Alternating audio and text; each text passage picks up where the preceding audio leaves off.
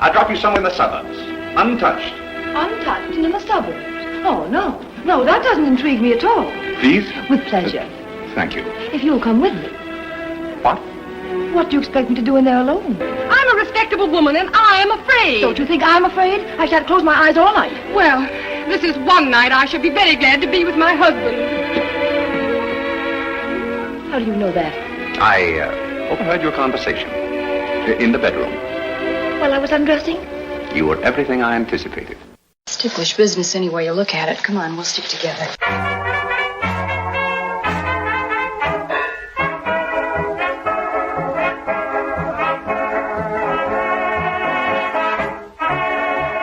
It's Ticklish Business, the podcast devoted to honoring and deconstructing the world of classic cinema. I'm your host, Kristen Lopez. I'm Drea Clark. And I'm Samantha Ellis. This week we are doing our last of our... We should have been at TCM now.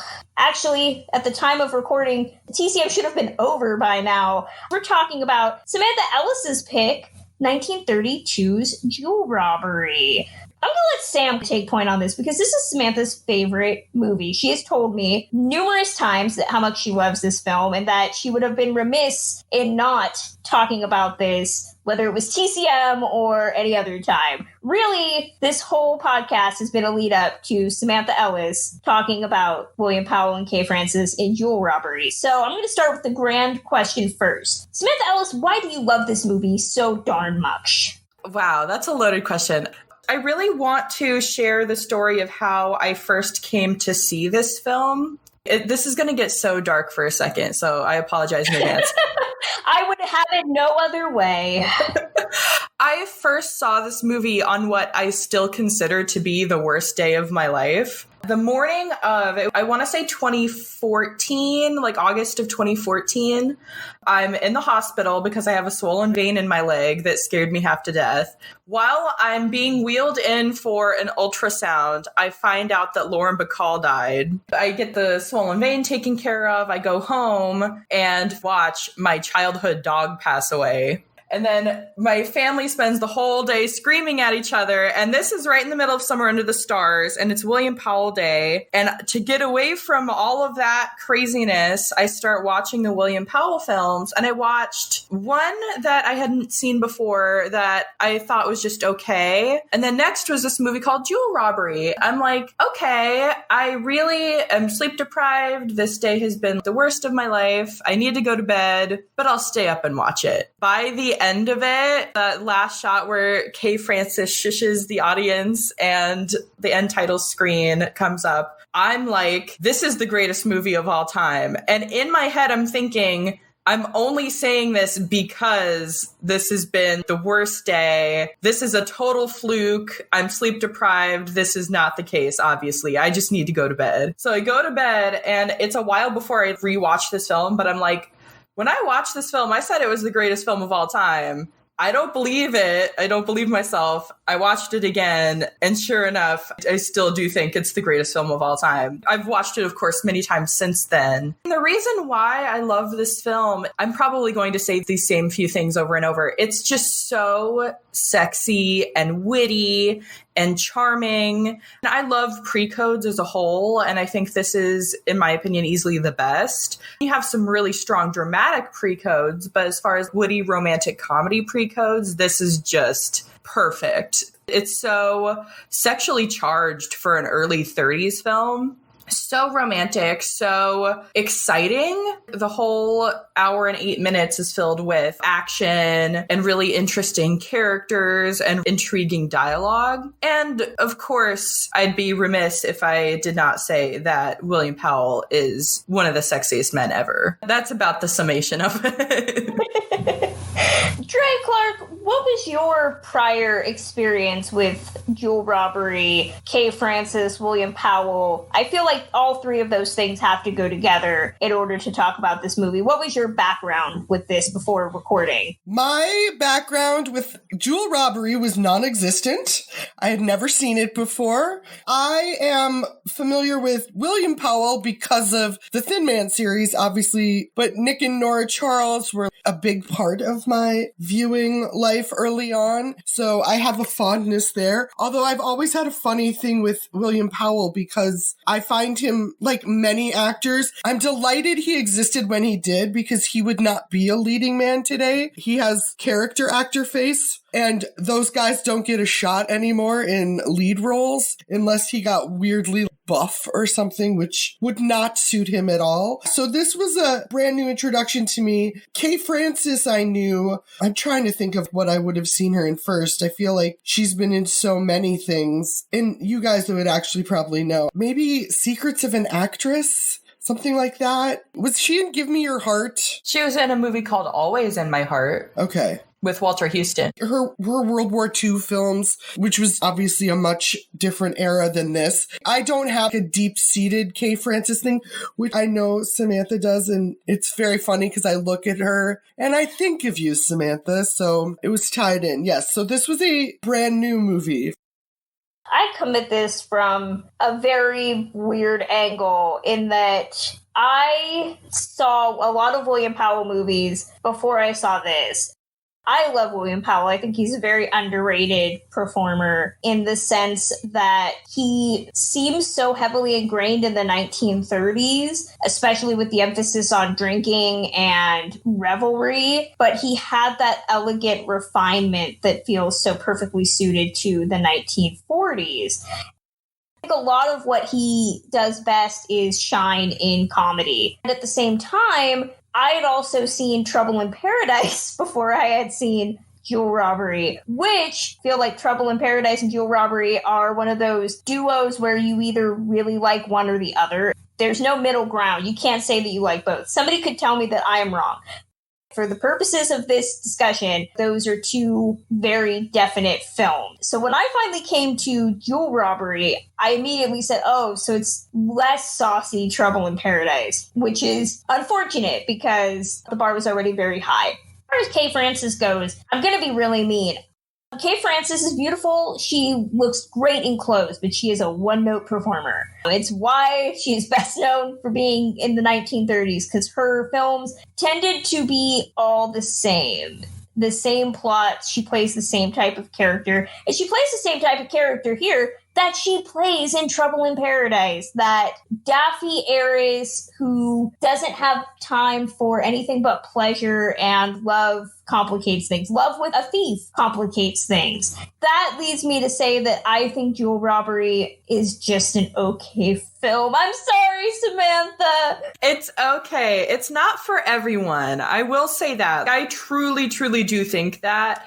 It just is so specifically suited to what I love that I really have a deep appreciation for it.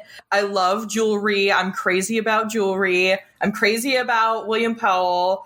Kay Francis, I can't say she's my absolute favorite, but I do think she's perfect in this role. And yeah, I could see the one note thing, but I think that this part doesn't really require anything incredibly complex either. And she is so much a part of the 30s and pre-code, and the 30s and pre-code is so much a thing that I love her by extension. You know what I mean? She's part of the family of pre-code ladies, so I can't help but really adore her.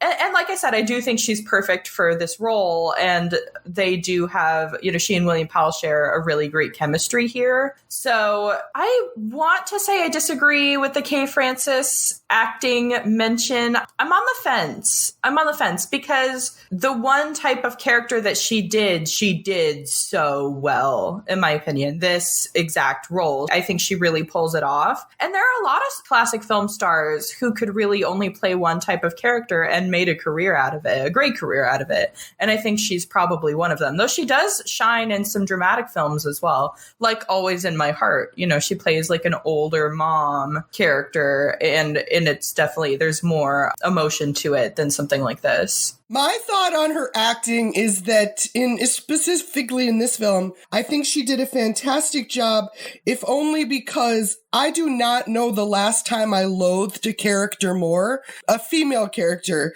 than probably Scarlett O'Hara. I hated this woman. I hated her.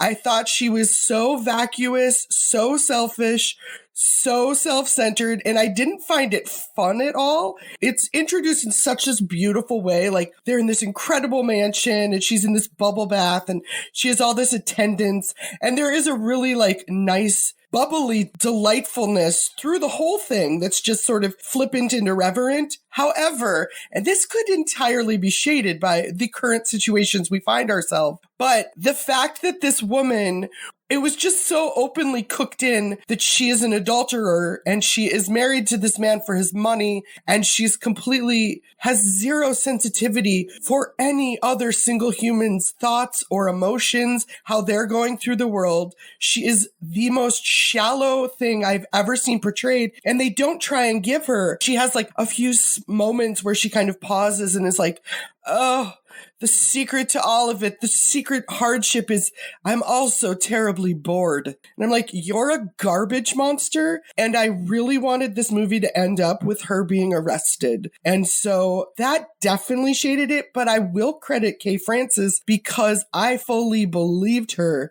as this vacuous, horrible human. And she did look phenomenal. I will back that up.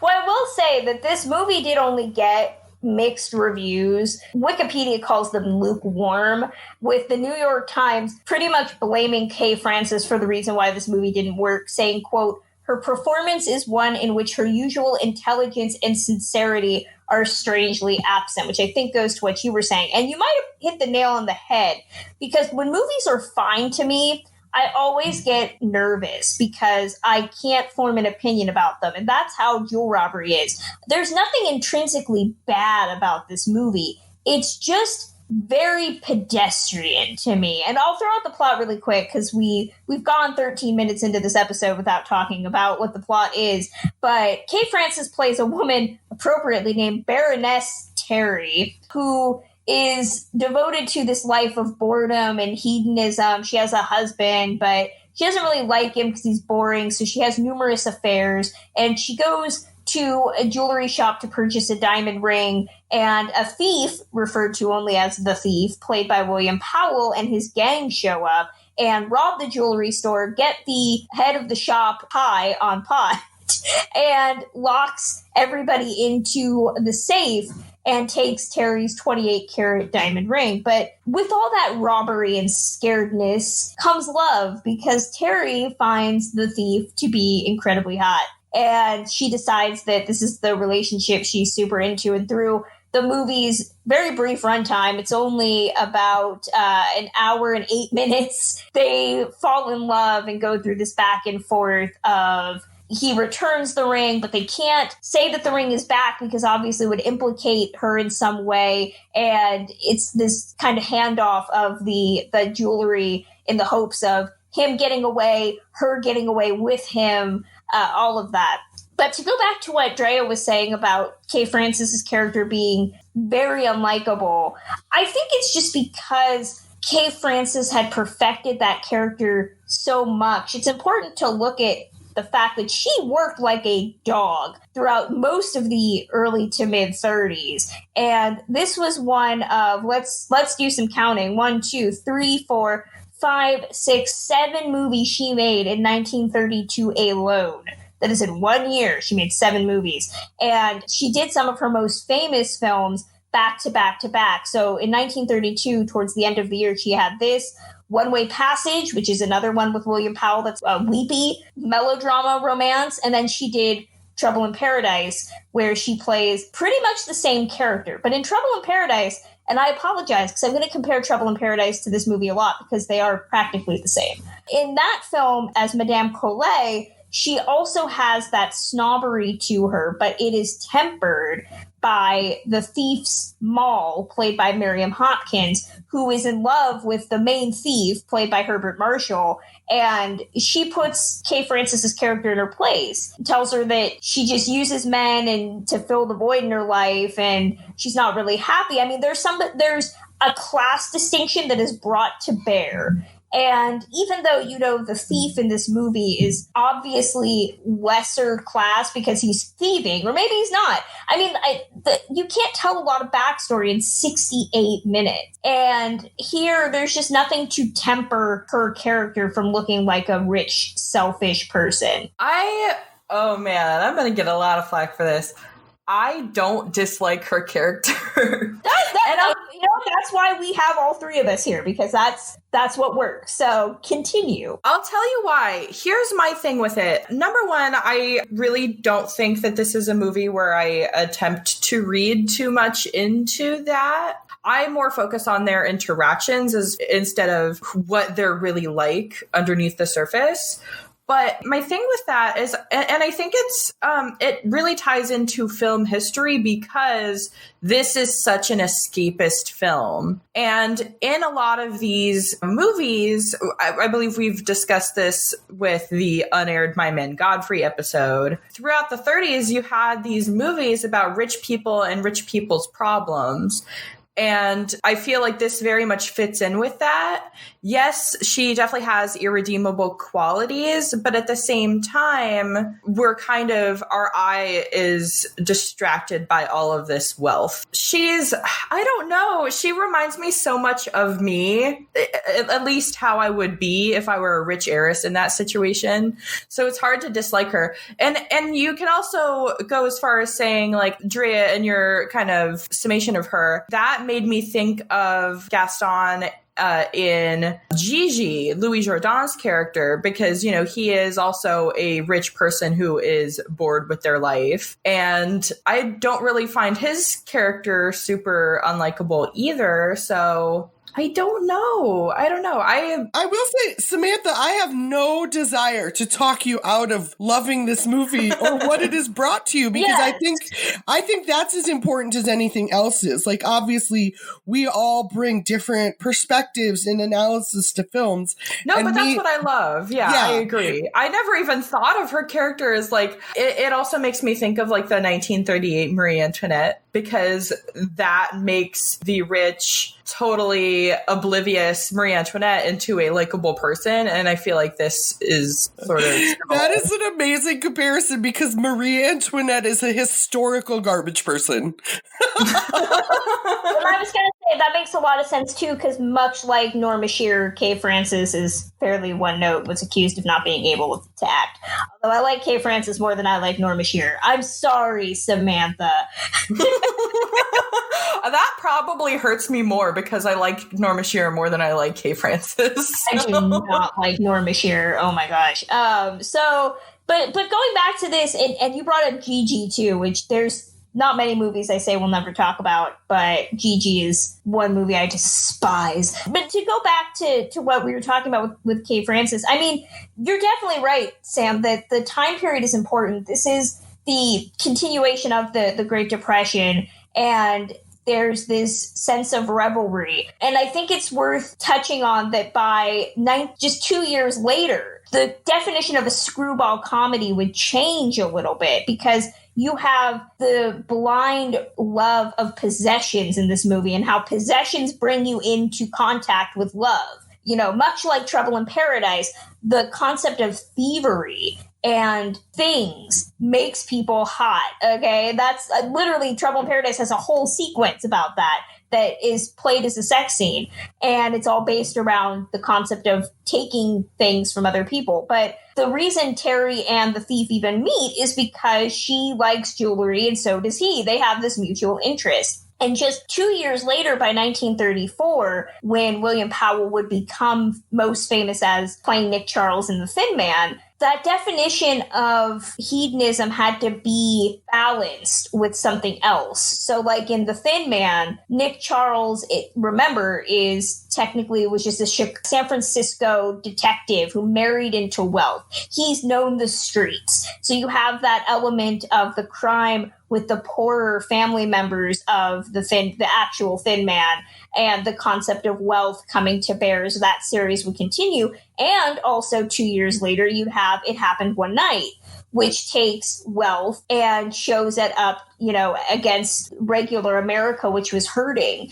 You didn't have this blind love of glitz that you would have just 2 years prior in Jewel Robbery. And I think Jewel Robbery kind of shows the limits of what a plot like that can do, because you don't really know a lot about these people. They live and die in the frame of this movie. So all you know about Baroness Terry is that she has a husband, she's bored, and she really wants this 28-carat diamond ring. She has a best friend named Marion, played by Helen Vinson, who's also relatively bored, and they're looking for this grand romance. But once Powell shows up, he just becomes this jack-in-the-box that keeps popping up into her life.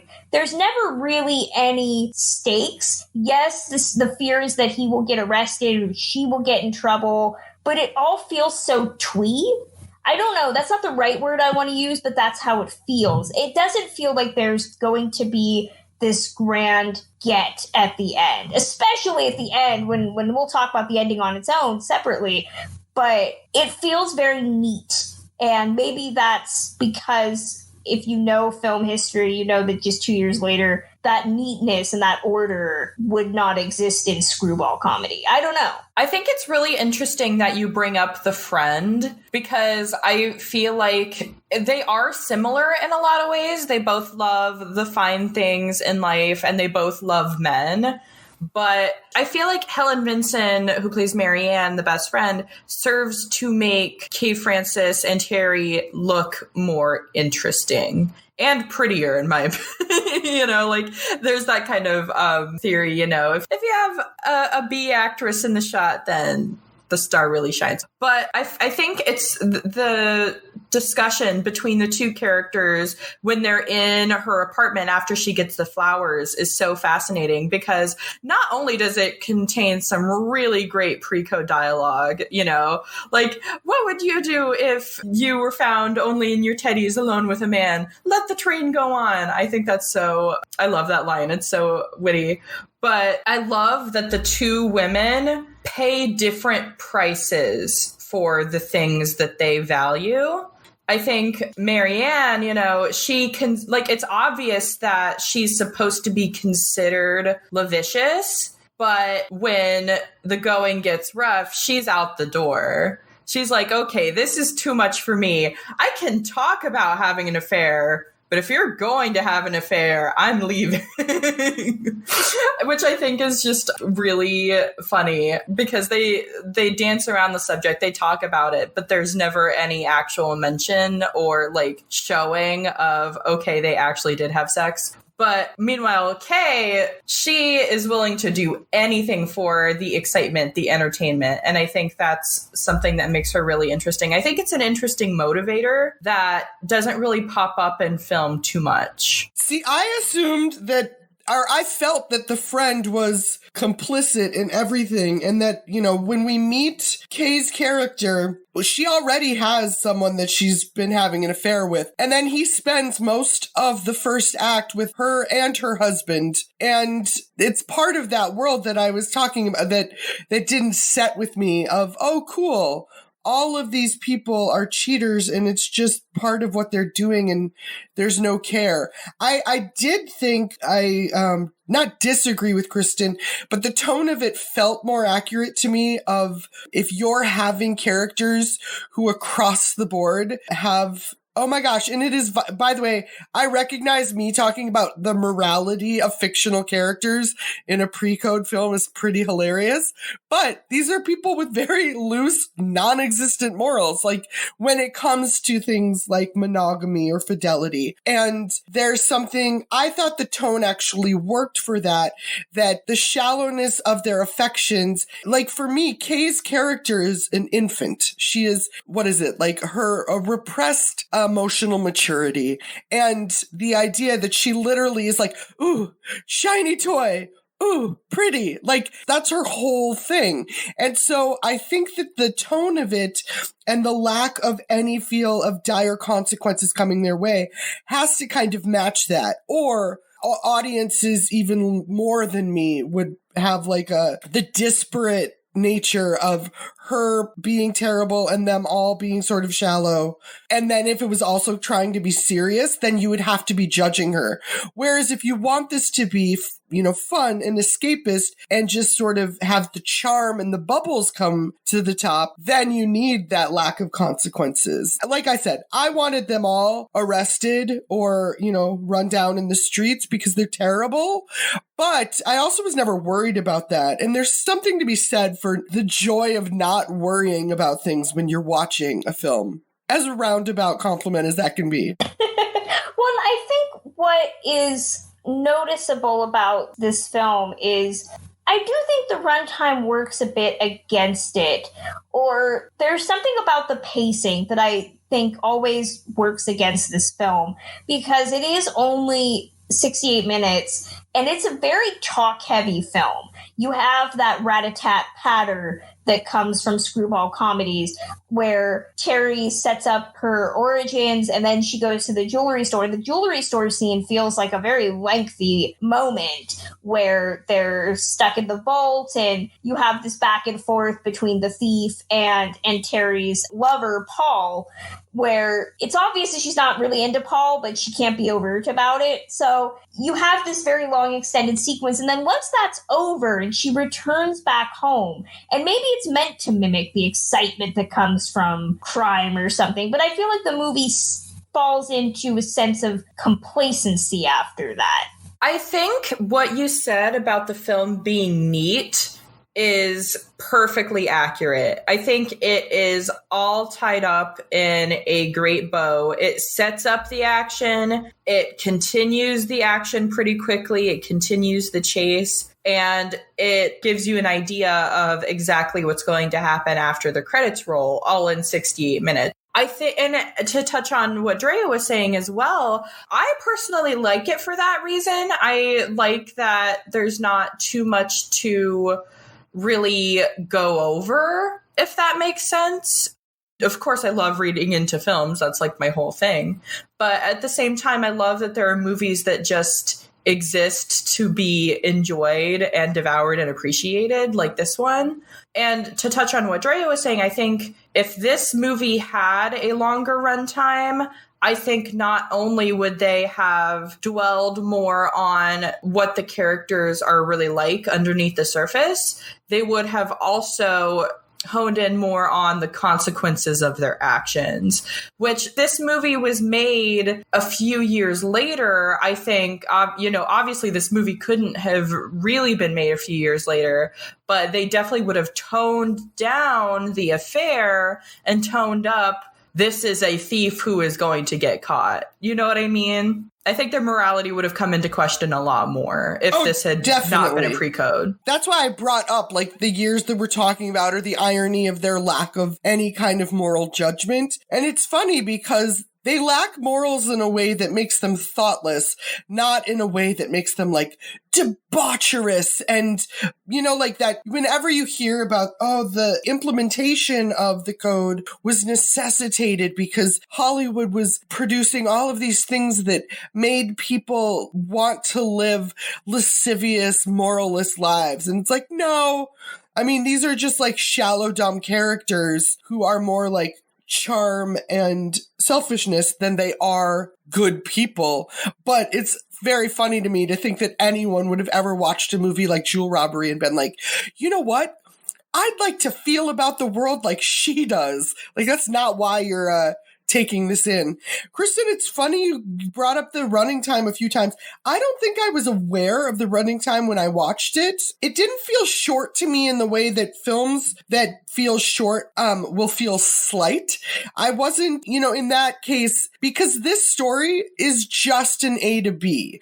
There's not a subplot of her friend throughout trying to get something out of her own husband, or there's not an ongoing thing with Kay's husband, who's always trying to catch her. There's literally the entirety of the plot is Kay's character looking for things she likes, if they're jewels, if they're people, and then interacting with those things. And because of that, as much as I found it wanting only in the sense that I didn't like her, but that's not fair. There's plenty of movies I liked that I don't hate this one where I don't like the character, but I do agree with Samantha that the introduction of like further story would have made it that we had to see some interior to characters that would have let us down if we had to dig into them more.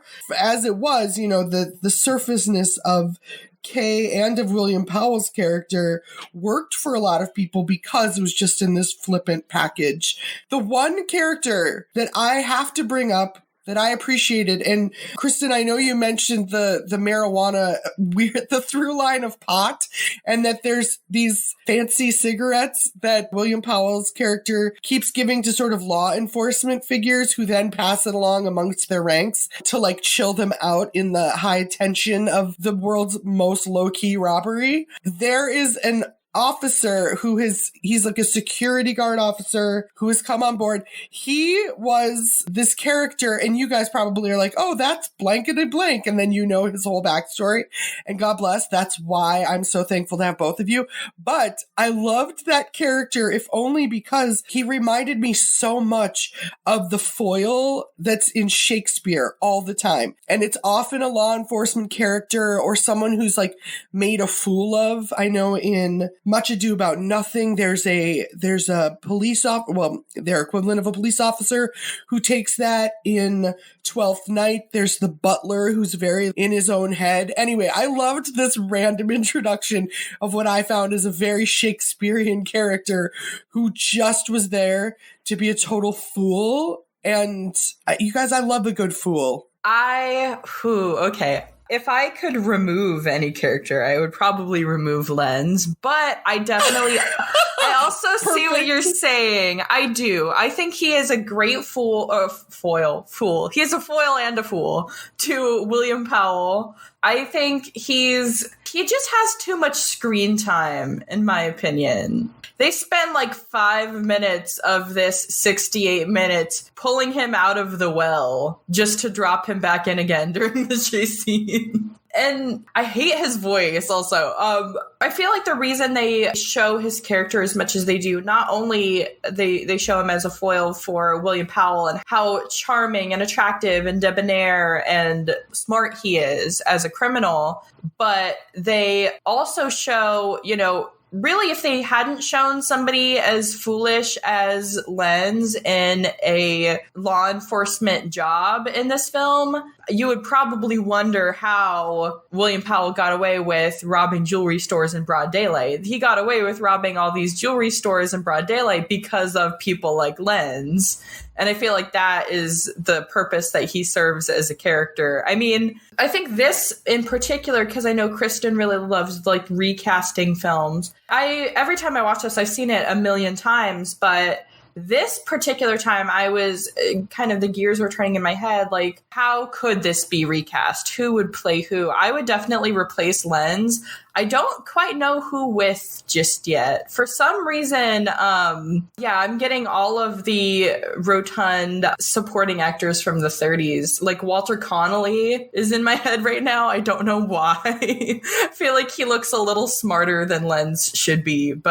And I was thinking about, it's funny we brought up Norma Shearer because I was thinking about what if Norma Shearer or Carole Lombard played this role. I feel like one of the two would bring more depth to the character, but I don't know if that would be a good thing. I want you to know that I just imagined Carole Lombard playing Lens, and I know that's not what you meant, but it was very funny. Very funny to me. I would love that. That would be amazing. Well, to go back to what Drea was saying about the runtime, I don't know. I think we're always shocked when movies are very short because now 68 minutes would be a short film and not a feature length. That just doesn't happen anymore. But I always feel like if a movie can't hold my attention for 68 minutes, and there's an issue there. And again, it goes back to some of the hardest episodes that I have to record or movies where I can't tell you what's wrong with the movie. It just didn't click for me. And I always hate that because that's not what makes a good episode, but that's where we are. But back to what we were talking about with pot cigarettes and stuff like that. I do like that there are certain elements in this movie that could have only worked in a pre-code, and just 2 years later you couldn't have had those. And every time I've watched this movie, and I've been fortunate to watch this with an audience, but every time William Powell's character offers Hollander, the Lee Colmar character, a cigarette, everybody laughs, because you don't even have to be a pot smoker to know what's going on. And I think that's the comedy that works best with pre-code, is that there's no artifice to the fact that people were doing bad things.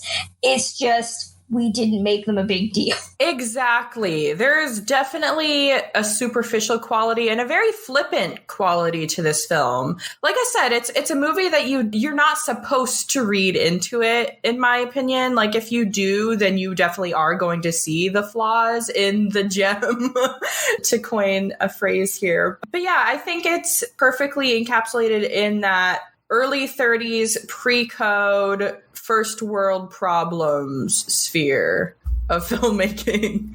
And I personally really like it for that reason. Like, it does have the similarities to My Man Godfrey. It's almost like a My Man Godfrey prototype with fewer characters. I can't read into the film, because then you definitely do see the issues. And I see where you guys are coming from.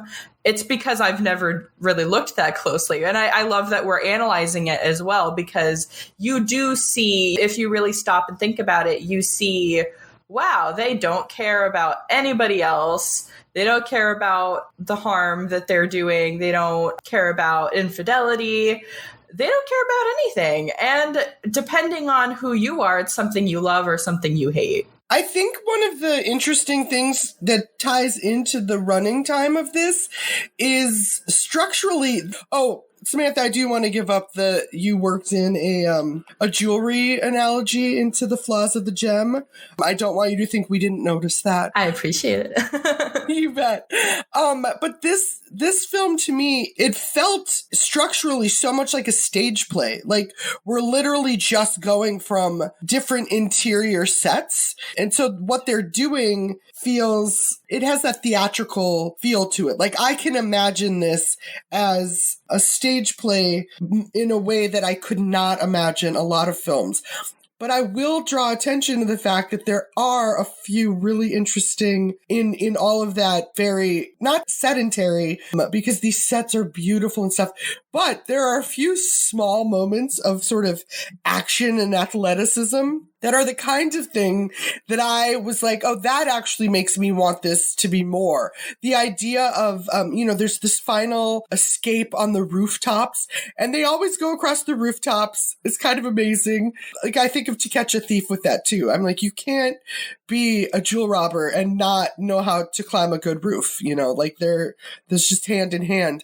But I like with this film and the ways that I could imagine if they had built it out more, it would have been interesting if they had introduced a little more of that physicality and action to it, because certainly that's our modern fluff, I find, is much more in the action realm than even in romances, because for people who view things like I do, if I'm going to spend time watching characters fall in love, I want to know what they actually love about each other, not just that they're the most attractive people in any room.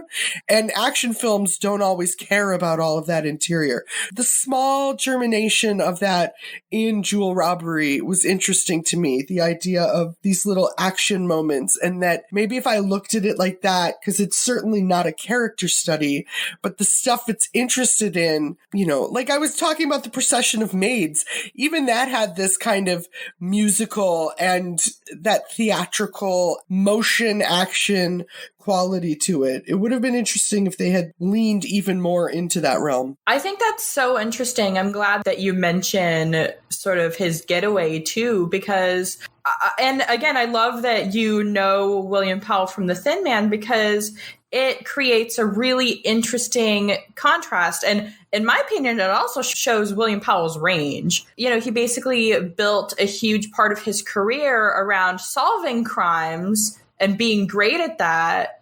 And now here he is, just as perfectly showing how well he can commit crimes. You know, he's like obviously the most fashionable, the most organized jewel thief I've ever seen on screen. He's like, you know, you compare like the Pink Panther and like they can sneak around all they want, but like William Powell does it like the smart way. He's just so brilliant as a criminal. Although I will say he's not that brilliant because he fully does the thing where he explains his entire procedure to them as he's robbing. I'm like, do you not want to do that anymore? Like, he's like, oh, we always put attractive blondes on the corners and then the cops follow the blondes. And I was like, that's a great touch. But now this entire room of people knows your MO, dude. That's true, but I feel like his MO was already known because he's been plastered all over the newspapers for weeks. But I get what you're saying. I do. He is definitely that Bond criminal that's like, and next I'm going to do this. But he's still getting away with it. So, I mean, I guess that's a point to him.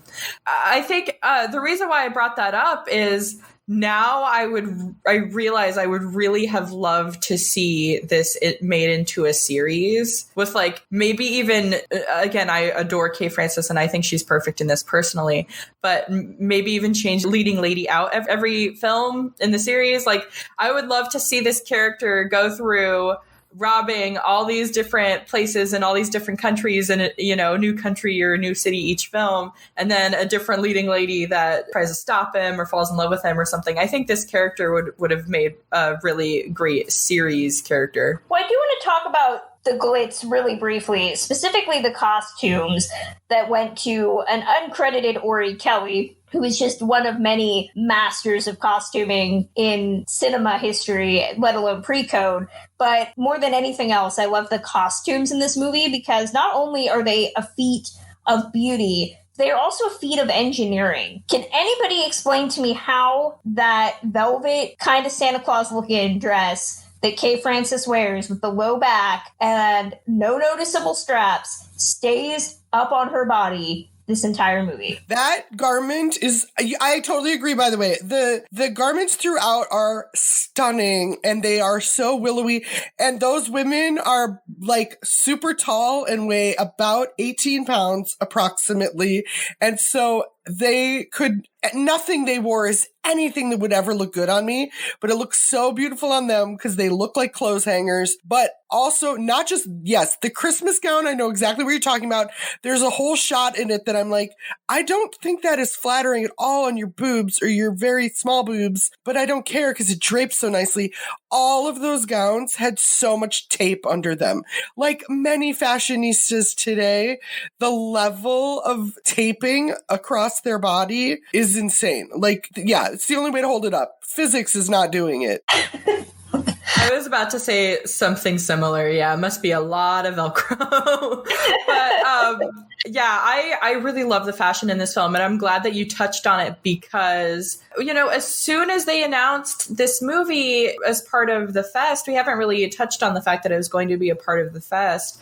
But we have the fashions of the TCM Film Festival lecture every year. So it's not an official TCM event, but a lot of the people who love going to the fest love attending those lectures. And I had never seen any of these lectures. They really talk about all of the different films that are a part of the fest and the fashion of those films.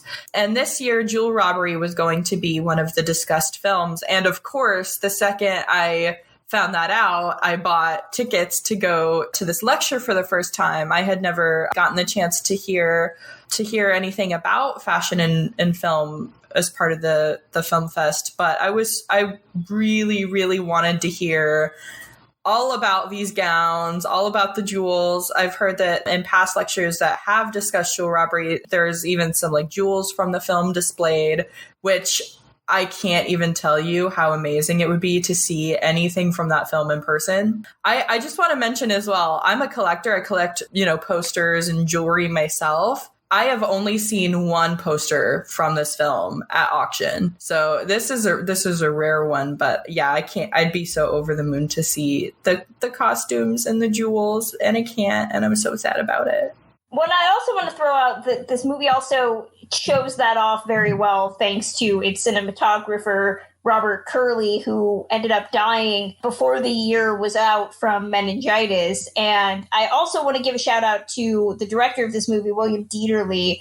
This was one of his earliest English language films. He had previously been working in Germany, making German films, and actually escaped before the Nazis took over, and was a huge director of Kay Francis's films. He would do this. He would also do The White Angel. He'd do a couple of her films, and then most famously would be known as the director of stuff like Portrait of Jenny and Love Letters with Jennifer Jones. And his career ended up being, he was effectively graylisted by the blacklist. Not blacklisted outright, but had a lot of trouble getting work towards the end of the 1950s. And I think that he works really well to capture what this movie is selling. And let's talk about the end real quick. So this movie ends with, the thief used. Hold on, I'm totally trying to put the ending together. You know what? I'm going to let Samantha do it. Samantha, explain the ending of Jewel Robbery to us. Okay, so after the robber lures or sort of pretends, fakes out, faux kidnaps Terry, and that he shows her all of his jewels. They agree to meet in Nice, which is just outside of Monaco, the French Riviera, the day after tomorrow. And Terry, of course, says, I'll go with you. I'll dance with you in Nice on Thursday. And with her, she takes the jewels from the heist because shiny objects, and I totally relate. So she takes the jewels. It's incredibly shocking to the robber because this has never happened to him before. He's flirted. He's had affairs with society dames as he has let on, but they've never stolen from the stealer, which proves to be pretty comical in and of itself. And right as she's about to leave, the police swarm in on his apartment. And they sort of have a back and forth about what they're going to do because they want to be together, but she has to maintain her respectability.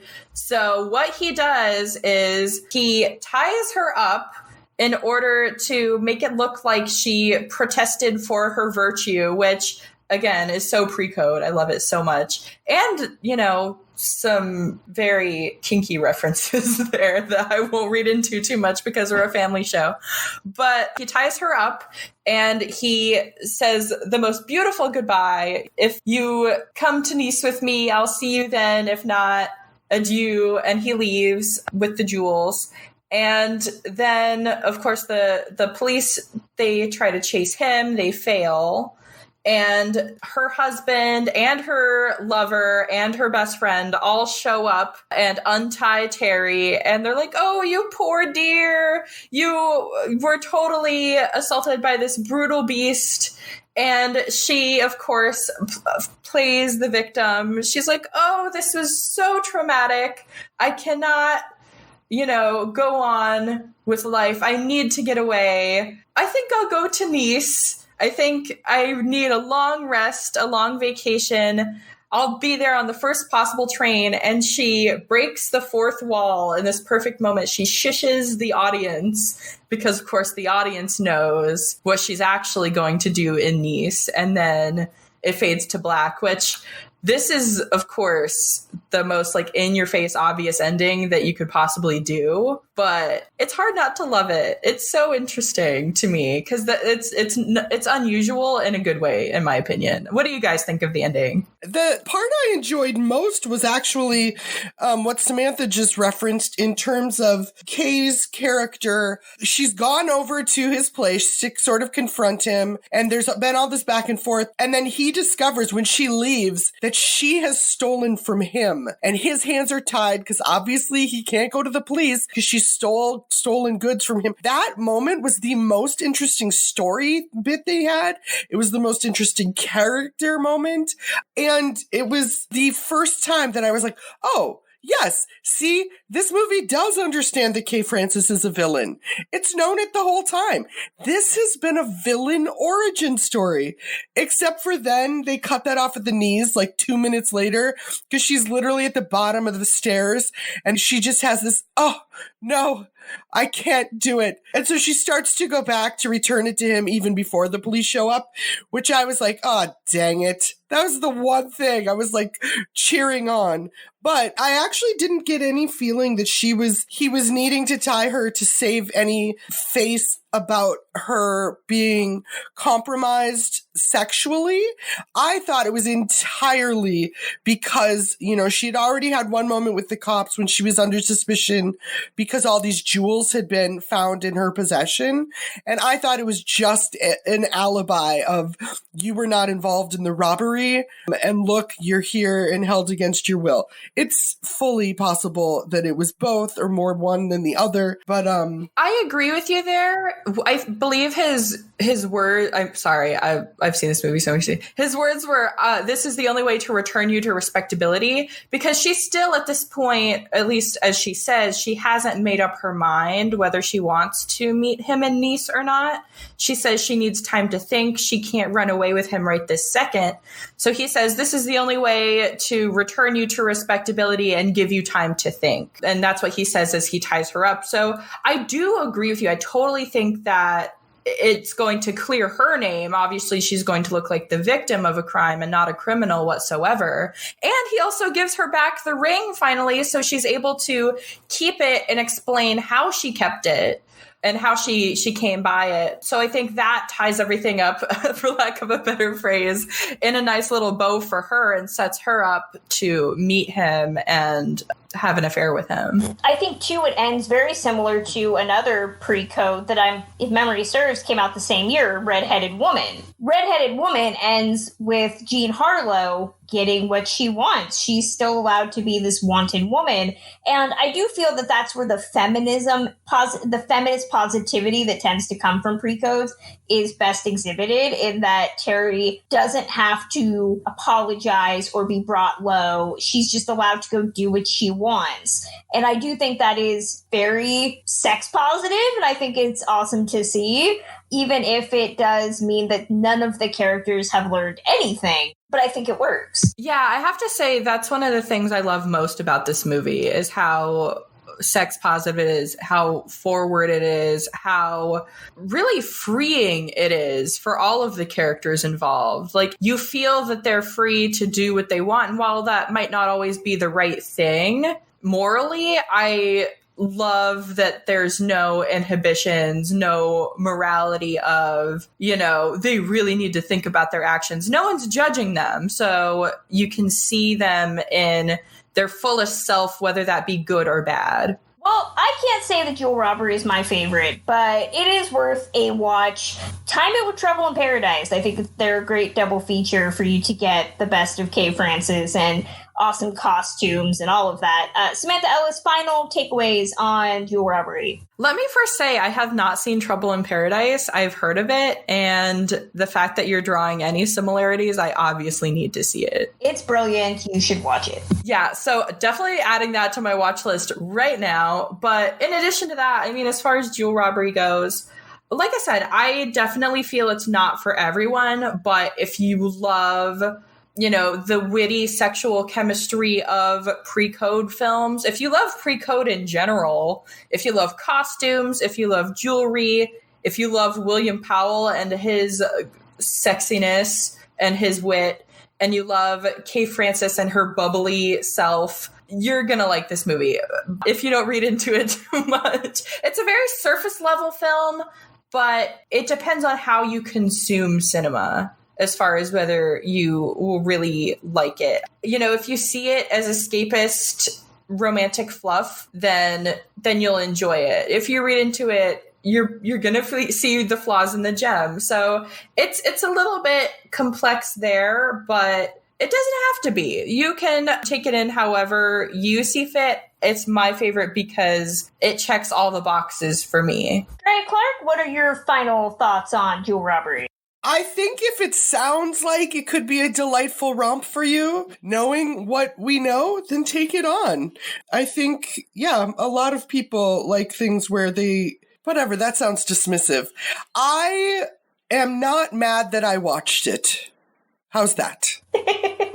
I love that we can not like something and express it. So feel free to send us your thoughts on whether you love or hate Jewel Robbery or Kay Francis or William Powell. You can send them to us at ticklishbiz@gmail.com and we'll read them on the next episode. But that's going to close us out for this edition. Samantha Ellis, where can fans find to get in touch with you, read your work, all of that? Well, my main blog is at musingsofaClassicFilmaddict.com. I'm taking a little bit of a hiatus at the moment, but you can find some more of my up-to-date work at classicmoviehub.com, where you'll find my Cooking with the Stars posts every month. And you can follow me on Twitter at ClassicFilmGeek. And what's new with you, Drea Clark? Where can fans find to get in touch with you? I'm on Twitter at the Drea Clark, and I have a contemporary film podcast called Who Shot Ya? And you can find me over at my classic film blog, journeysinclassicfilm.com, or you can read my contemporary television essays and writings at IndieWire.com. And you can follow me on Twitter at journeys_film. As always, you can listen to Ticklish Business wherever you get your podcasts, ticklishbusiness.podbean.com. We're on Stitcher Radio, Player FM, Spotify, and Apple Podcasts. Help us out and leave us a rating and a review. And we're also on Twitter at ticklish_biz. If you want to support the podcast with your hard-earned dollars and get access to a host of additional audio, bonus podcasts, and a mess of pins that we have. I have pins coming out of every drawer. Then consider supporting us on Patreon. You can get access to a host of bonus interviews that I've done. My most recent ones are with actress Kelly Garner talking about Marilyn Monroe. William Bibiani and I did our latest Based on a True podcast episode looking at LA Confidential. And we always have more stuff going up over there. So that's patreon.com/ticklishbiz. So next time we are actually saying goodbye to the world of TCM for the moment, and we are hoping to get an unnamed guest on this podcast. We have a couple of possibilities and we're waiting for scheduling. So by the time this comes out, that will have already been decided and recorded. So you'll just have a mystery episode to listen to next time. Woo! That's my spooky voice. Till then, bye!